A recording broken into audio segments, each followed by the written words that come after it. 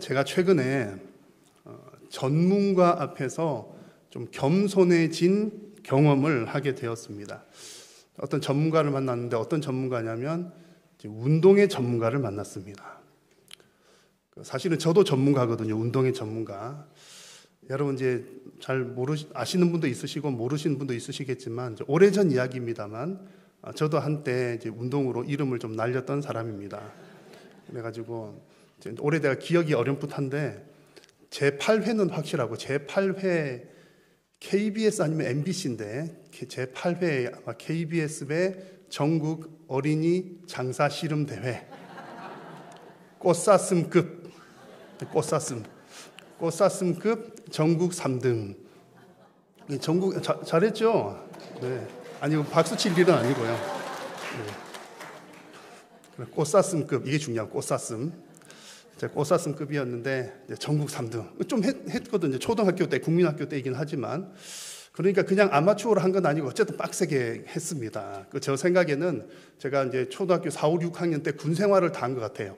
진짜 이제 코치님이 군대 막 제대하고 와가지고 군가도 가르쳐주고 하여튼 군대에서 하는 거 전부 다 그때 다 했었습니다. 그렇게 이제 빡세게 했더니 이제 좋은 성적 얻었죠. 그러고 나서 이제 운동이 이제 몸에 빼여가지고 이제 이렇게 청소년 때도 조금씩 하게 됐는데 운동에 조금 이제 자신이 있는 거죠. 그러다 보니까 운동을 누군가에게 배운다는 생각을 별로 해본 적이 없습니다. 내가 뭐 벌써 옛날에 다 배웠는데 이제 그런 생각이 있는 거죠. 그리고 또 이제 제가 제 몸 상태를 잘 아니까 이제 몸이 어떻게 움직이는지를 아니까 이제 더더욱 그랬습니다. 제가 잘 안다고 생각을 했습니다. 그래서 이제 제가 판단한 저의 지금 현재 몸 상태는 어떤 거냐면 몇 년 전에 운동을 열심히 하다가 이제 무릎 인대를 조금 다쳤거든요. 많이는 아니고 조금 다쳐가지고 병원에 갔더니 이제 하체 운동을 절대로 하지 말라는 거예요. 근데 이제 저는 제가 잘 판단하니까 제가 해보니까 전혀 안 할 것은 아니고 걷는 정도는 충분히 그래서 매일 이제 걷는 운동을 이제 수년간 쭉 했습니다. 그러나 이제 제가 볼 때도 이렇게 무리가 가는 좀 과격한 하체 운동은 할 수 없는 몸이다. 제가 이렇게 판단을 하고 있었죠. 그런데 이제 최근에 이제 운동 전문가를 어떻게 만나게 돼가지고 그 운동 전문가 가라사대 저에게 말씀하시기를 과격하게 운동할 수 있습니다. 그러는 거예요. 제가 볼 땐 제가 이제 하체 운동은 과격하게 하면 무릎이 아플 텐데 이제 그랬는데 이제 운동 전문가 말 이제 하실 수 있습니다. 그래가지고 했어요. 제가 버텼을까요? 못 버텼을까요? 못 버텼다고요? 믿음이 없는 분들이시군. 그래가지고 어쨌든 긴 시간 아닌데 하체 운동을 했습니다. 했는데 어느 정도를 했냐면 다리가 후들거려서 이게 못 걸을 정도까지를 했는 거예요. 아주 이제 강하게 했다는 얘기죠. 무릎이 아팠을까요? 안 아팠을까요? 안 아픈 거예요. 무릎이 안 아프고 그게 되는 그런 게 있더라고요. 여러분 정보를 알기 원하시는 분 저에게 찾아오십시오. 여튼 이제 그렇게 했던 겁니다. 그러면서 제가 마음으로 회개를 했죠. 몇 가지 회개를 했는데 첫 번째는 하나님 제가 무릎 아프다는 핑계로 하체 운동 열심히 안 한 것 회개합니다. 회개했고요. 또 하나는 제가 잘 알고 있다고 생각했던 거 회개합니다. 그런 마음이 들더라고요. 하나는 이제 내가 잘 알고 있고 또 운동은 뭐 이렇게 안 배워도 된다 생각했는데 막상 전문가를 만나보니까 제가 알고 있었던 지식이 정말 조그만한 거였구나. 그런 것을 알게 되었습니다. 그래서 이제 전문가 말 잘 듣기로 이제 결단을 하게 되었죠. 여러분 이런 정말 제가 부끄러운 고백을 하는 이유는 여러분도 이런 일이 있지 않으십니까? 여러분도 아마 비슷한 경험들이 있으실 거라고 저는 확신을 합니다. 내가 잘 안다고 생각을 했지만 사실 내가 잘 몰랐던 경험들 있으실 거예요. 내가 확실히 안다고 생각했는데 알고 봤더니 이게 오래된 정보이거나 이미 지나간 잘못된 정보, 지식인 경우들이 더러더러 있습니다. 그래서 여러분 우리가 좀 잘못 알고 있는 것은 어떻게 해야 됩니까? 어떻게 해야 되죠? 요즘 말로 업데이트를 해야 됩니다. 최신 버전으로 업데이트를 해야 되는 거죠. 자, 근데 우리 신앙생활에 있어서는 여러분 어떨까요? 우리가 조금 오해하기 쉬운 부분이 있는데 신앙생활은 변함없는 진리인 하나님의 말씀을 배우고 순종하는 거잖아요. 그러다 보니까 신앙생활은 하나님의 말씀이 변함없으니까 우리 신앙생활도 특별히 더 업그레이드 할 것 없이 업데이트 할 것 없이 그냥 늘 똑같이 하는 거야 이렇게 생각하기가 쉽습니다. 그런데 그렇지가 않습니다. 우리 신앙생활 역시 날마다 업데이트를 해야 됩니다. 왜냐하면 하나님의 말씀은 진리는 변함이 없는데 그 진리를 받아들이는 내가 문제가 있는 거죠. 하나님 말씀을 그대로 정확하게 받아들일 수도 있지만 잘못된 해석을 하거나 또 잘못된 정보 혹은 잘못 오해를 해가지고 신앙에 대해서 잘못된 생각을 가지고 있는 경우들이 더러더러 있습니다. 그래서 우리는 하나님 말씀에 대해서 내가 바르게 이해하고 있는가, 그리고 더 중요한 것은 내가 그 말씀대로 바르게 순종하고 있는가를 늘 업데이트를 해야 된다는 얘기죠. 오늘 우리가 읽은 본문 말씀은 예수님께서 몇 가지 주제들에 대해서 그 당시의 사람들에게 말씀을 해주시는데 그들의 신앙을 업데이트해 주시는 장면입니다. 새로운 내용을 가르쳐 주신다기보다는 이미 잘 알고 있다고 생각한 것들에 대한 예수님의 업데이트 버전인 거죠. 오늘 이제 세 가지 이야기들이 나오는데 이것이 예수님 당시 사람들에게도 꼭 필요한 업데이트였지만 지금 우리들에게도 동일하게 중요한 말씀입니다. 그래서 오늘 이 말씀을 받으시면서 여러분의 신앙도 새로 고침, 업데이트 되시는 그런 계기가 되시기를 간절히 소망합니다. 자, 먼저 첫 번째 이야기입니다. 첫 번째로 예수님께서는 당시의 유대인들이 가지고 있었던 메시아에 대한 내용을 업데이트 시켜주십니다. 메시아에 대한 내용이요. 당시 유대인들이라면 누구나 잘 알고 있었던 사실은 다윗의 혈통을 통해서 메시아가 오신다라는 것이었습니다. 메시아는 다윗의 자손이다. 그 얘기를 유대인들이라면 아이나 어른이나 다 잘 알고 있었다는 얘기죠. 근데 서기관이라고 하는 사람은 더 잘 알고 있었겠죠. 율법을 가르치는 사람이니까. 그래서 오늘 말씀의 35절에 보니까 예수께서 성전에서 가르치실새 대답하여 이르시되 어찌하여 서기관들이 그리스도를 다윗의 자손이라고 하느냐, 이런 표현을 씁니다. 서기관들도 그리스도 곧 메시아는 다윗의 자손이다, 그 얘기를 한다는 거죠. 그러면 여러분 보십시오. 그리스도 메시아는 다윗의 자손이다라는 말이 맞는 말입니까? 틀린 말입니까?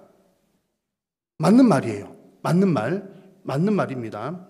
구약 성경에서 이미 이제 이런 내용들을 많이 예언을 했습니다. 그 가운데 예레미야 말씀을 보시면 내가 다윗에게 한 의로운 가지를 일으킬 것이라, 그리고 쭉 하시는 말씀이 다윗의 혈통을 통해서 메시아를 보내겠다라고 하는 하나님의 뜻입니다. 이것 외에도 여러 가지 내용들이 다윗의 혈통에서 그리스도가 나신다, 이런 내용들이 많이 있습니다. 그러니까 지금 서기관들이 하고 있는 얘기와 그 당시에 유대인들이 알고 있었던 얘기는 정확하게 맞는 얘기입니다. 자, 그런데 예수님께서 하시는 그 말씀을 보십시오. 어찌하여 서기관들이 그리스도를 다윗의 자손이라고 하느냐, 이 말의 뉘앙스 자체가 뭔가 문제가 있다라고 하는 것을 가지고 예수님께서 말씀을 하시는 겁니다. 여러분, 문제가 무엇이었겠습니까? 뭐가 문제입니까? 다윗의 혈통에서 메시아가 나신다는 말은 맞지만 문제가 있었는데 그 문제는 바로 메시아의 신적인 계보가 메시아의 인간적인 계보보다 더 중요하다는 사실을 유대인들이 간과하고 있었다라는 겁니다. 쉽게 말하면 예수님은 다윗의 혈통을 통해서 오시는 분이시지만 다윗의 아들, 인간적인 다윗의 자손이라는 사실보다 더 중요한 것은 예수님은 하나님의 아들이다, 하나님이시다 라고 하는 것이 더 중요하다는 얘기입니다. 그래서 예수님께서 이제 이렇게 말씀을 하시죠. 시편 110편 1절을 인용하시면서 36절에서 이렇게 말씀하십니다. 같이 한번 읽습니다. 시작. 다윗이 성령에 감동되어 친히 말하되 주께서 내 주께 이르시되 내가 내 원수를 내 발 아래에 둘 때까지 내 우편에 앉았으라 하셨도다 하였느니라. 아멘. 시편 110편 1절 말씀의 인용입니다.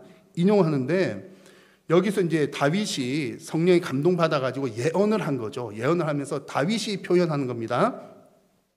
주께서 내 주께 이르시되 말합니다. 여기서 주께서라고 할 때 앞에 주께서는 여호와 하나님을 뜻하는 거고요. 뒤에 나오는 주께라는 말은 장차 오실 메시아 그리스도를 말하는 겁니다. 성령 감동돼갖고 이렇게 이제 예언을 하는 거죠.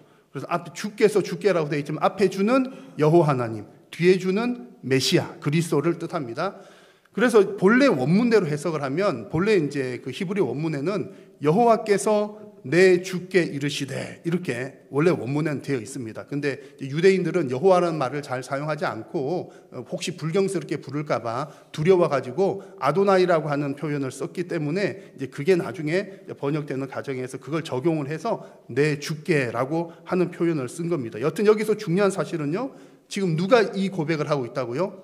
다윗이 하는 얘기입니다. 다윗이 고백을 하면서 그리스도를 주라고 고백했잖아요.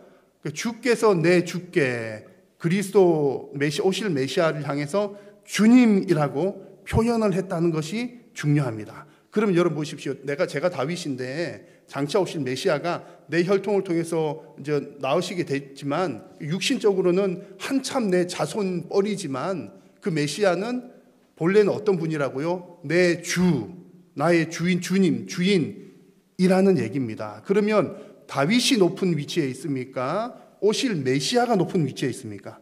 메시아가 당연히 높은 위치에 있다는 거죠. 하나님이시고 하나님의 아들이시기 때문입니다. 그런데 지금 이게 이제 이 사실이 더 중요한데, 메시아는 하나님의 아들이다, 이게 더 중요한 사실인데 유대인들이 이 사실을 놓치고 그냥 메시아는 다윗의 혈통에서 오신다, 이것만 생각하고 있었던 거죠. 그 결과 여러분 어떤 문제점들이 생겨났습니까? 결론적으로는 유대인들이 메시아로 오신, 그리스도로 오신 예수님을 알아봤다, 못 알아봤다? 못 알아보게 된 겁니다. 유대인들은 그냥 혈통적으로 오실 메시아만 기대하고 있었고, 다윗의 혈통을 통해서 우리에게 왕이 오실 것인데 그 왕이 우리 유대 민족을 다시 회복시켜 줄 거다. 지금은 로마의 압제 아래에 있지만 오실 우리 메시아는 우리 왕이 되셔가지고 우리 이스라엘을 회복시켜 주실 것이다. 그래가지고 과거에 있었던 다윗 시대, 솔로몬 시대처럼 우리 유대 민족의 영광을 회복시켜 주실 것이다. 그런 기대감을 가지고 있는 겁니다. 유대인들이 기대했던 메시아는 현세적인 왕이었던 것이지요. 그러니까 여러분, 유대인 입장에서 볼 때는 그들의 왕으로 오신 메시아가 뭐 말 구유에서 태어난다든지, 나귀를 타고 어디 들어오신다든지, 혹은 십자가에서 죽으신다든지 이런 일이 있을 수가 있습니까? 없습니까? 유대인들의 입장에서는 없는 거예요. 메시아가 다윗의 혈통으로 오셔갖고 자기들의 능력 있는 왕이 되어야 되기 때문에, 태어날 때도 멋진 왕으로 태어나셔야 되고, 어떻게 왕으로 등극하실 때도 뭐 어마무시하게 이렇게 수많은 군사들이 이끌고 등극을 하셔야 되었던 것입니다. 잘못 알고 있었던 거죠. 메시아가 다윗의 혈통을 통해서 오신다는 사실은 맞게 알고 있었지만, 그와 동시에 하나님의 뜻은 그가 하나님의 아들로 이 땅에 오셔서 십자가에서 죽으셔야 했고, 또 다 3일 만에 부활하셨어야 했으며, 그리고 부활하신 이후에 그 복음이, 그 구원의 소식이 온 세계로 전파되어야 한다는 그 하나님의 뜻을 유대인들은 알지 못하고 있었던 겁니다. 그래서 예수님께서 지금 유대 백성들을 향해서 메시아에 대한 바른 가르침을 주고 계신 것입니다. 자, 여러분, 이 이스라엘 예수님 당시에 그 유대인들이 자기들이 잘 알고 있다고 생각했지만 그 메시아에 대해서 제대로 알지 못했던 것처럼 지금 여러분 우리 성도님들도 하나님 믿잖아요. 하나님에 대해서 잘 알고 있지만 또 잘 모르는 부분도 있습니다. 예를 한 가지 들어가지고 제가 콕 집어서 테스트를 해드릴 테니까 여기에 해당되시는 분들은 회개하시기를 바라고 성경을 더 많이 읽으시면 좋겠습니다. 제가 질문을 드려볼게요. 혹시 이제 여러분 가운데 특히 이제 할머니들이 이 죄라는 말 취소하고요, 이런 이제 오류를 종종 범하십니다. 어떤 거냐면 손자를 이렇게 앉혀놓거나 혹은 이제 아이를 이렇게 부모님이 자녀를 앉혀놓고서 이제 기도하잖아요. 오늘 식사 기도하거나 무슨 기도할 때 아무개야 기도하자 그러면서 이렇게 기도하신 분 있으시면 마음속으로 손을 드십시오. 예수님, 오늘도 우리에게 일용할 양식을 주셔서 감사합니다. 어쩌고 저쩌고 감사합니다. 예수님 이름으로 기도합니다. 혹은 사랑의 예수님 어쩌고 저쩌고 기도하시고 난 다음에 예수님 이름으로 기도합니다. 여러분 그렇게 기도하신 적 있으십니까? 없으십니까? 있으신 분들은 이제 마음으로 회개하시고요. 그 다음에 두 번째 이제 손자와 이제 대화하는 상황, 그런 상황 속에서 아무개야 지금 예수님 어디 계셔? 그렇게 할 때 내 마음속에 계시지, 할머니 마음속에도 있고 너의 마음속에도 예수님 계신 거야. 그렇게 말해 보신 적 있으신 분 마음으로 손을 들어 보십시오. 많이 있으실 거예요. 자, 그런데 여러분, 이제 두 가지를 말씀을 드렸는데, 우리의 기도를 받으시는 분은 누구십니까? 어떤 하나님? 성부, 성자, 성령 하나님 중에 어떤 하나님? 성부 하나님께 이제 기도를 드리는 거고요. 성자 하나님이신 예수님의 이름으로 기도하는 거잖아요. 우리가 하나님께 나아갈 수 없지만 예수님 덕분에 예수님 이름으로 우리 하나님께 막 기도를 하는 거 쏟아붓는 거예요. 뭐 어떨 때는 하나님 이러실 수 있습니까? 뭐 이렇게 하기도 하고 이제 하나님께 하는 거가 예수님이라고 하는 통로를 통해서 하는 거예요. 그러니까 예수님께 기도하고 예수님 이름으로 기도합니다라고 하는 이 말이 우리 국어 문법으로 봐도 말이 이상하잖아요. 이상한 거고 이제 크게 넓게 보면 그래도 하나님은 다 이해를 하셔요. 아, 우리가 이렇게 기도하는구나. 하나님은 다 알고 받으시지만 잘 생각해 보면 우리가 기도를 드리는 대상은 성부 하나님 그리고 성자 하나님이신 예수님의 이름으로 기도를 드리는 거죠. 그리고 예수님은 지금 어디에 계십니까? 내 마음속에 너의 마음속에 우리 모두에게 모르지 크게 보면 그 말도 완전히 틀린 말은 아닌데요. 오늘도 여러분들께서 신앙 고백하실 때 고백을 하셨어요. 예수님 이야기하면서 죽은 지 사흘 만에 다시 살아나셨으며 하늘에 오르시어 어디에 계신다?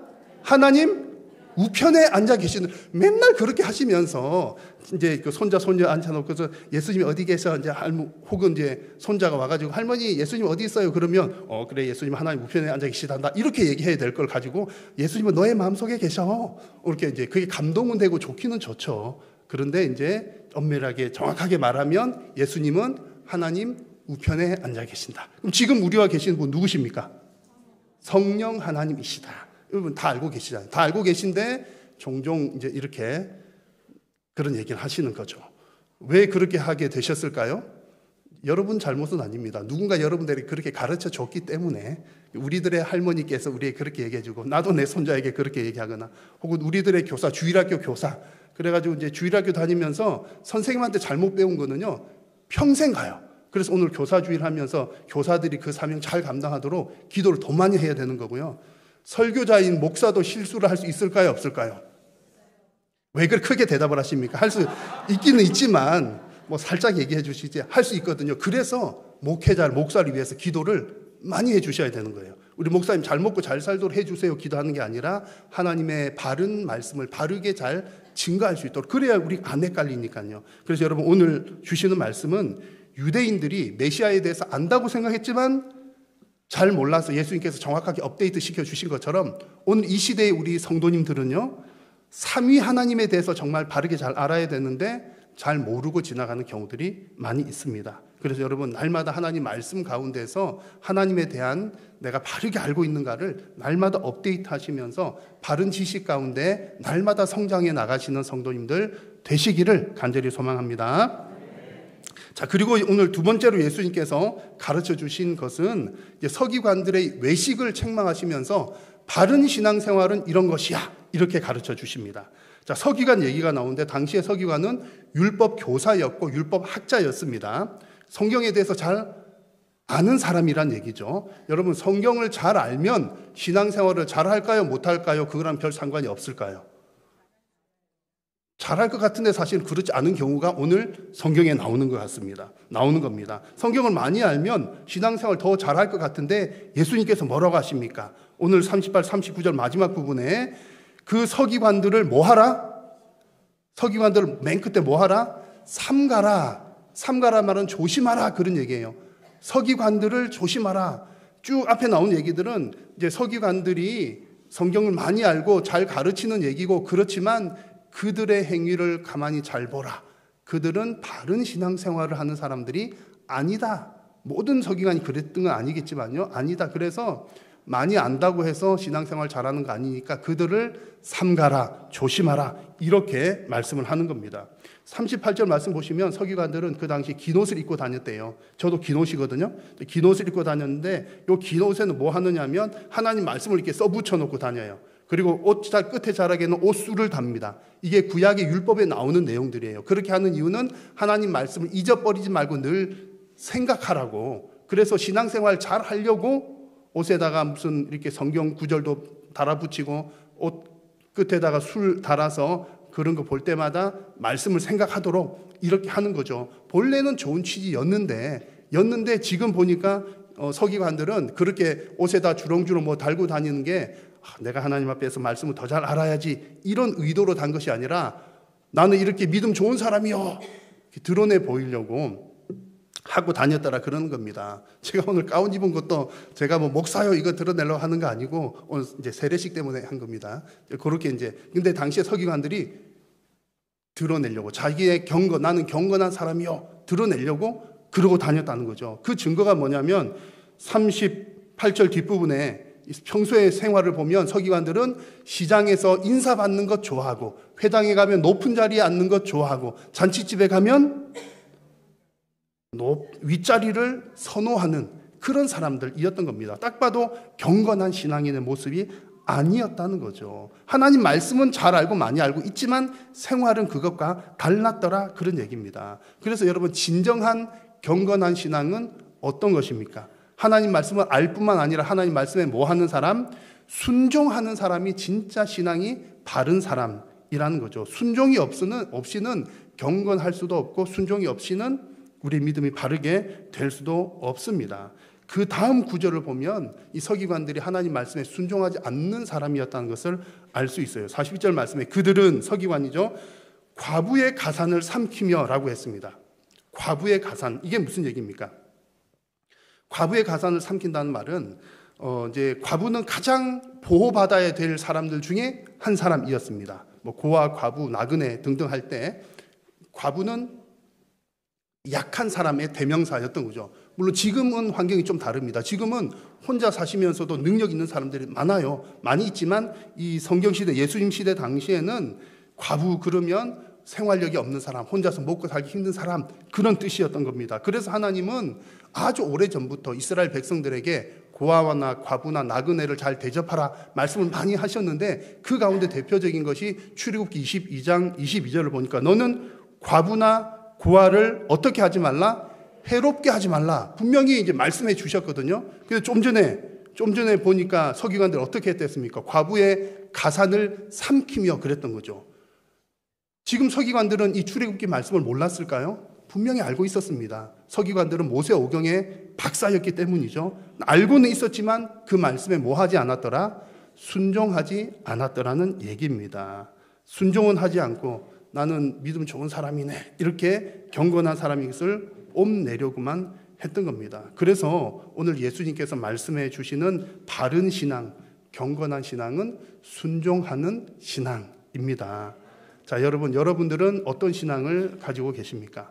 여러분들의 신앙을 평가를 스스로 해보십시오. 옆 사람 신앙 평가 말고 아무개 이 사람은 신앙이 좋아 나빠 옆 사람 평가할 게 아니라 자기 자신, 여러분 자신의 신앙을 평가를 해보십시오. 평가하는데 그 기준이 뭐라고요? 순종. 내가 교회 한 40년 다녔으니까 나는 신앙 좋은 사람이야. 그거 아니라는 얘기죠.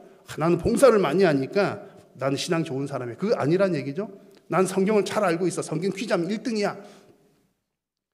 그렇다고 해서 이게 바른 신앙하고 직결되는 것은 아니다라는 얘기입니다. 또 심지어는 사람들에게 얼마나 존경받는가. 모든 사람들이 그 사람을 향해서 박수치고 훌륭하다라고 하더라도 아닐 수도 있다. 아닐 수도 있다. 무엇을 보면 하나님 말씀에 순종하는가 아닌가. 하나님께서 어떻게 평가하시는가를 보는 것입니다. 그래서 여러분 매일매일 날마다 주무시기 전에 스스로를 향해서 꼭 이 질문을 해보십시오. 오늘 나는 하나님의 말씀에 어떻게 순종하였는가? 오늘 나는 하나님께서 이런 말씀을 주셨는데 혹은 이런 마음을 주셨는데 나는 왜 순종하지 못했던가? 순종한 것은 무엇이며 순종하지 못한 것은 무엇인가? 그렇게 하면서 여러분 하나님 말씀 들은 대로 하나를 들으면 하나를 순종하고 10가지를 들으면 10가지를 순종하려고 하는 그렇게 애쓰는 신앙을 통해서 하나님께서 영광을 받으시고 또 그런 신앙이 바른 신앙이라고 오늘 예수님께서 말씀을 해 주십니다. 여러분 예수님께서 이 서기관들의 외식을 경계하신 이 사건 잘 기억하시면서 오직 순종함으로 바른 신앙생활을 해나가는 저와 여러분들 되시기를 간절히 소망합니다. 자, 이제 세 번째로 예수님께서는 이제 세 번째 어떤 장면입니다. 가난한 과부가 헌금하는 모습을 보면서 바른 헌신, 바른 헌신이 무엇인가를 가르쳐 주셨습니다. 자, 지금 이제 세 번째 상황에서 예수님 계신 곳은 여인의 뜰이라고 하는 곳입니다. 여인의 뜰이라고 하는 것은 여인만 들어가는 곳이 아니라 여인도 들어갈 수 있는 곳. 그래서 남자나 여자나 이스라엘 백성들은 누구나 다 들어갈 수 있는 곳. 그런데 이방인들은 못 들어가는 곳. 그렇게 이해를 하시면 되겠습니다. 이 여인의 뜰에는 이렇게 이제 노쇠로 만든 나팔 모양의 헌금함이 13개가 있었다고 합니다. 13개 쭉 있는데 그 중에 이제 9개는 성전세를 내거나 혹은 내가 어떤 이제 화목 희생 제물을 드려야 되는데 못할 때 대신 이제 헌금 넣을 때 쓰는 용도, 또 이제 나머지 4개는 성전을 장식하거나 성전을 수리하기 위해서 헌금하는 헌금함. 어떤 13개가 쭉 이렇게 있었습니다. 근데 여기서 예수님께서 이제 헌금하는 사람들을 보신 거죠. 이제 보시니까 이제 41절 뒷부분 보십시오. 여러 부자는 많이 넣는데 그랬습니다. 부자들이 여러 명들이 있었고 그들이 각각 사람들이 헌금을 많이 했다는 얘기입니다. 예수님께서 헌금하는 게 이렇게 지켜보시 어떻게 보셨는지 모르겠지만 뭐 부자가 이렇게 나는 헌금 많이 한다 이렇게 했는지 모르겠지만 여튼 이제 예수님 보셨대요. 이렇게 한두 사람이 아니라 여러 사람들이 와서 많이 하는 걸 봅니다. 그런데 그와는 대조적으로 또 한 가난한 과부가 와가지고 조금 헌금하는 것도 보시게 되는 겁니다. 2렙돈. 렙돈이라고 하는 단위는 화폐 중에서 가장 작은 화폐 단위입니다. 2렙돈이 한 고드란트. 한 고드란트는 아사리온의 4분의 1. 머리 쏙쏙 들어오시죠? 제가 어제 계산하느라고 하여튼 혹시 제가 계산 잘못했으면 알려주십시오. 제가 하여튼 머리 아프게 계산해봤더니 한 고드란트는 아사리온의 4분의 1인데 아사리온 어디서 들어봤잖아요. 참새 2마리가 몇 아사리온에 팔린다? 다시. 참새 2마리가 몇 아사리온에 팔린다? 한 아사리온. 여러분 훌륭하십니다. 성경을 잘 알고 계시네요. 그러니까 어쨌든 이렇게 계산해 보니까 여인이 드린 헌금이 참새 반마리 값인 거예요. 참새 반마리 값. 참새 반마리, 요새 우리 참새값 얼마인지 모르니까 감이 안 오시죠? 그래서 제가 또 계산을 해봤습니다. 해봤더니 한 고드란트는 한 데나리온의 64분의 1. 하여튼 그래가지고 계산을 했더니 대략 요즘 시세로 대략 참새 반마리 값은 약 1,500원. 그러니까 이제 돈으로 따지니까 이 여인이 이제 헌금했던 2렙돈은 약 1,500원 정도였더라. 그겁니다.